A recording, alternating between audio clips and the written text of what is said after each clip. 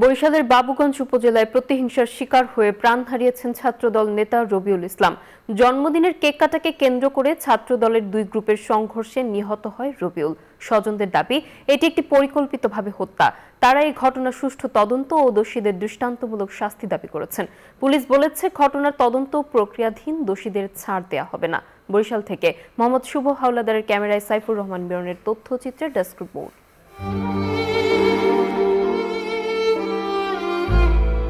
মর্গের সামনে আহাজারি করে সন্তান হত্যার বিচার চাইছেন এক অসহায় মা। পাশেই অঝরে কাঁদছেন স্বজনরা। বন্ধুর জন্মদিনের কেক কেটে খাওয়া হলো না ছাত্রদল নেতা রবিউলের। তার আগেই রাজনৈতিক প্রতিপক্ষের হামলায় প্রাণ দিতে হয়েছে তাকে। ছেলেকে পরিকল্পিতভাবে হত্যা করা হয়েছে জানিয়ে রবিউলের মা হত্যাকারীর ফাঁসি দাবি করেন। জড়িতদের দৃষ্টান্তমূলক শাস্তি দাবি করেছে রবিউলের বন্ধু ও স্বজনরাও। আমি যে হত্যা করছে তার আমি ফাঁসি চাই। আমার একটাই কথা, আমি তার ফাঁসি চাই। আমরা তো এরকম চাই না, আমরা চাই সুষ্ঠু স্বাধীন দেশ, স্বাধীনভাবে বাঁচার জন্য।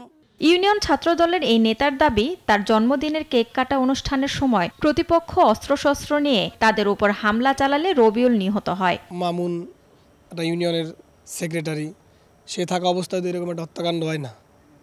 কারণ উনি যদি সামনে পড়ে যদি এটা বিচার করতো ওই সময় উভয় পক্ষে ডাইকে, তাহলে তো আর এরকম মারামারি হইতো না।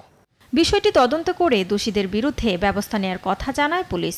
আমাদের কাছে অভিযোগ আসলে আমরা অবশ্যই সর্বোচ্চ আইনগত ব্যবস্থাটাই গ্রহণ। রাজনৈতিক সহিংসতায় হত্যা বন্ধে কার্যকর পদক্ষেপ নেওয়া জরুরি বলে মনে করেন সচেতন মহল। Desk report, news 24।